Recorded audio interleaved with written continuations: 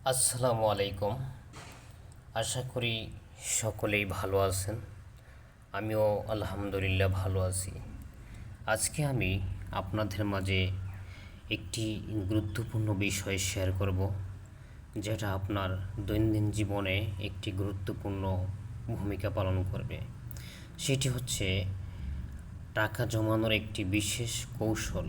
আপনি কিভাবে আপনার ইনকামের মানে কিছু অংশ টাকা জমিয়ে রাখবেন, সেই বিষয়ে আমি আজকে পরামর্শ দিব।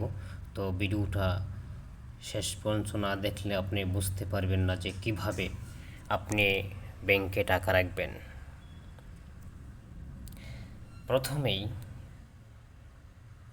একটি লক্ষ্য ঠিক করুন, কেন টাকা জমাবেন। যেমন আপনি যদি বাড়ি কেনা, ব্যবসা, পড়াশোনা, জরুরি তহবিল ইত্যাদি লক্ষ্যে থাকে, তাহলে আপনি করতে পারেন সঞ্চয়। মাসিক বাজেট তৈরি করুন, আপনার আয় খরচ লিখে রাখুন, অপ্রয়োজনীয় খরচ থেকে বিরত থাকুন।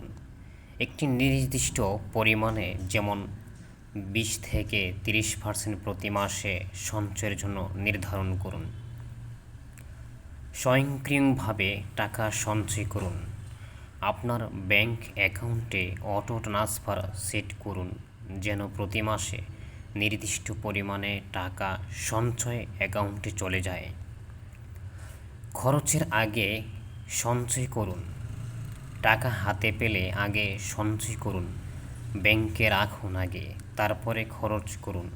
অর্থাৎ আয়, সঞ্চয়, খরচ এগুলো খুব হিসাব করে করলে তাহলে আপনি অনেক সফল হবেন এবং আপনার দ্রুত আপনার সঞ্চয়ের টাকা বৃদ্ধি পাবে। খরচ করার আগে দুবার ভাবুন, আপনি যেটা কিনতে চাচ্ছেন সেটা জরুরি কিনা চিন্তা করুন।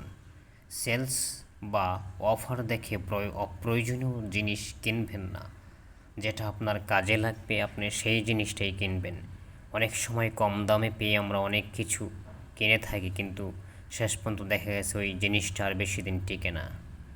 বিভিন্ন সঞ্চয় পদ্ধতি অনুসরণ করুন, ব্যাংকের সঞ্চয় হিসাব, সেভিংস অ্যাকাউন্ট, স্থায়ী আমানত, ফিক্সড ডিপোজিট, মোবাইল ব্যাংকিং, বিকাশ, নগদে, ডিজিটাল সেভিংস, সঞ্চয়পত্র, গভর্নমেন্ট বন্ড, বিশেষ করে বাংলাদেশে। আয়ের উৎস বাড়ান, আপনি যে কোনো একটা ব্যবসা বাণিজ্য করেন বা চাকরি করেন, সেখান থেকে যে আপনার টাকা ব্যাংকে রাখবেন, জমানো টাকা, এটা কিন্তু ভবিষ্যতে আপনার অনেক কাজে দিবে। তাই আজকের এই ভিডিওটা অনেক গুরুত্বপূর্ণ ছিল। যদি ভালো লেগে থাকে ভিডিওটা শেয়ার করবেন।